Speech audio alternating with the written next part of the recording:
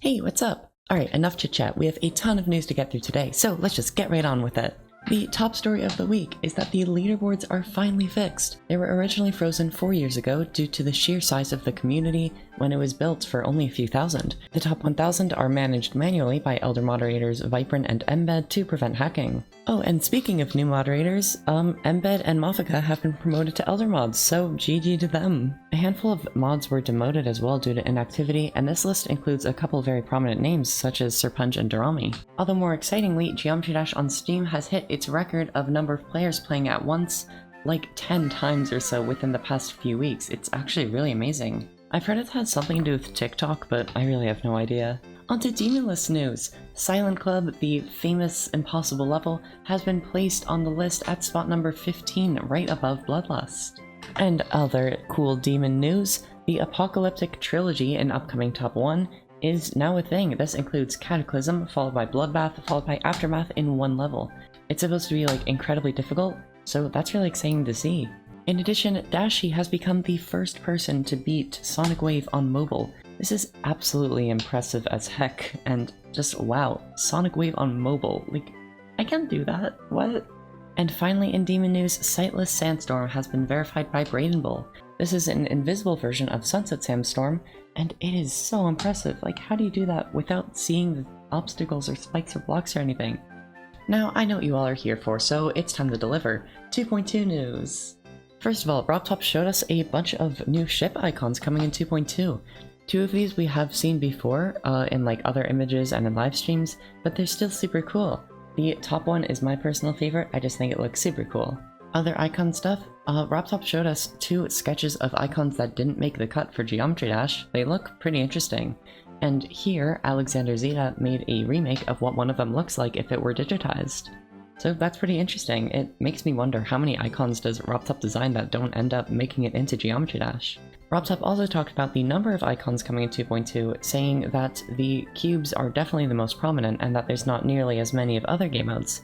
This isn't very surprising since that's the same as in other updates, but still interesting enough to make it into the news. He's also showed us some new decoration blocks coming in 2.2, which is super cool. Apparently how these work is that they use multiple layers, which apparently are pretty frustrating to put together, but you can use the new build helper, like auto build tool coming in 2.2, and that'll make them a lot easier to do, which will look pretty cool. Also, there's something really cool coming. It's the green gravity portal. Like, whoa, it's green. So what this does is that when you go through it, it just flips your gravity regardless of whether or not you are currently right side up or upside down. And before you say that, oh no, RobTop is adding more stuff in 2.2, it's gonna take forever. This took him literally 6 minutes to add, so it's not exactly gonna extend the wait time for 2.2. Speaking of portals, there's gonna be a new colorblind option, which will make new like sprites appear on portals and such, which will be really cool. People have been requesting that for a while. Something else that's coming in 2.2 is a bunch of new shards. We've seen these before, but here is another image of what they're gonna look like in-game. RobTop also shared some concept art of what a platformer enemy will look like. We've seen this image before, but in case you haven't, there it is. He also said some things about platformer mode, which is super cool because platform mode is something I personally am incredibly excited for. He said that the swing game mode that's coming in 2.2 will not be able to be used in platformer mode. He said in the past that the gameplay with the swing in platformer mode just doesn't feel right, it feels awkward and weird, so it's not in there. Also, after a suggestion by my friend Radley McTuneston, Rob said that he might make it so that orbs that have multi-activate not selected will disappear after you use them. Which makes sense, because after you use an orb, if you can't use it again, why would it even be there in platformer mode? That would just be a little confusing. Also, Rob talked about an optional cursor lock mode in windowed mode, which will be super useful for everybody who plays on windowed mode, so you don't accidentally click off the screen, because that's really annoying. So there you go. And once again, he addresses the wait time for 2.2 because obviously that's a big part of 2.2. He basically said that he's working on 2.2 pretty much all day, every day, but he's just really bad at predicting when it's going to come out. But it's going to come, he's just working on it constantly. So don't worry, it's going to come out someday. Somebody also asked Rob what the most difficult part of 2.2 was to implement, and he said that this was the preview system in editor for reverse mode and new triggers that we don't know about yet. Though this isn't necessarily what took the most time, it's just what was most difficult. Also, something super cool is that he said that move and rotation triggers are optimized in 2.2, which is just super cool because they often cause a lot of lag. He said that they still can cause lag if like 40,000 objects are being moved or rotated at once, which makes sense. But other than that, they'll be a lot better, which is awesome. Oh, quick intermission. This is Pumpkin, if you haven't met her yet. She's awesome. Also subscribe to the channel and join my Discord server and follow my Twitter. And leave a like, and leave a comment. Stay hydrated, kids! Next up, somebody asked RobTop about the sneak peek and whether or not it's going to be more than just a level preview. And RobTop responded with an emote that makes it very confusing what it actually is. So, basically, it's possible that the sneak peek for 2.2 won't just be a level preview, so we'll just have to wait and see. It isn't confirmed, but it isn't deconfirmed, so woo. Blub, blub, blub, blub. I need to get more sleep. Okay, he also said that there are quote-unquote too many new 2.2 triggers. So this is just like, what could there possibly be? We already know about like 1 billion new triggers coming in 2.2. It's just, what could he possibly add? He did confirm that there's going to be a volume trigger in 2.2, which could come in handy, but it also makes me really, really scared of the recent tab, because people could just like blast your eardrums out with like random songs and such, and that's gonna be painful. But And lastly, something else about new triggers.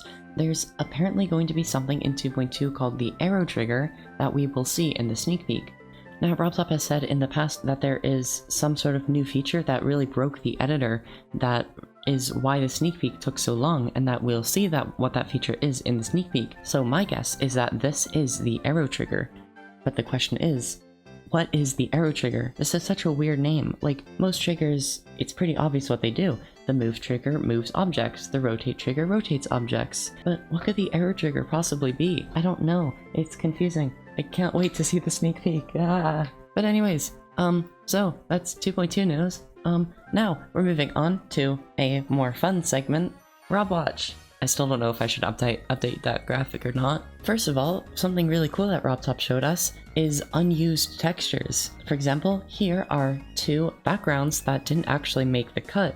And like, whoa, those are actually pretty cool. I kind of wish they did make the cut because they're cool. But whatever, I guess. He also showed us some assets that were supposed to be in 2.2 that he didn't end up adding. And this is really interesting, actually. I kind of see why a lot of them weren't added, but it's still fun to see the process. Also, apparently, while he was fixing the leaderboards, he found some fun statistics. For example, there are pretty much 1 million Geometry Dash accounts with more than 500 stars. And that's kind of why it's so hard to get the leaderboards working, because there's 1 million. He also talked about a potential new trigger that might come in a future update that will be able to make it so you can change the background and the ground of the level, which is really cool. He said this will probably only be for platform mode, but who knows, it's still something that looks pretty cool. He also mentioned a potential keyframe editor sometime after 2.2.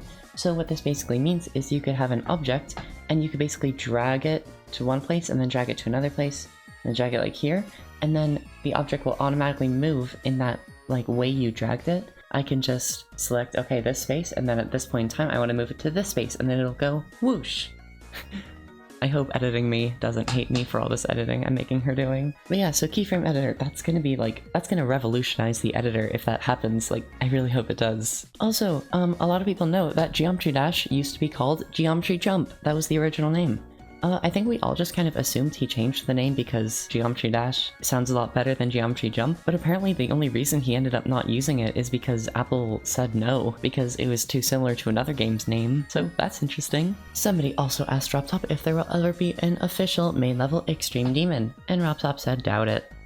That makes sense. A few more things. Hang in there. Somebody asked RobTop what his favorite games are, and he said The Legend of Zelda Ocarina of Time and also Metal Gear Solid.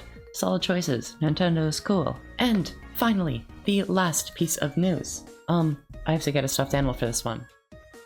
RobTop said that he has played Pokemon before. Last time, we learned that RobTop has never played Minecraft, but he has played Pokemon on his Game Boy. So we got some Pokemon. Woo! So good for him. Pokemon's super cool. I love them. Alright, my friends, well that is it for the Okay, that's it for Geometry Dash News, or Airman News, or frickin' whatever you want to call it. Thank you so much for watching this video. Make sure to leave a like and subscribe. Leave a comment tell me what your favorite type of Jolly Ranchers are. We got cherry, we got watermelon, we got grape, we got blue raspberry, and there's also this peach flavor that's really delicious. So, what's your favorite? Tell me in the comments below. And bye bye, I hope you have a wonderful day. And thank you for watching, I love you, goodbye.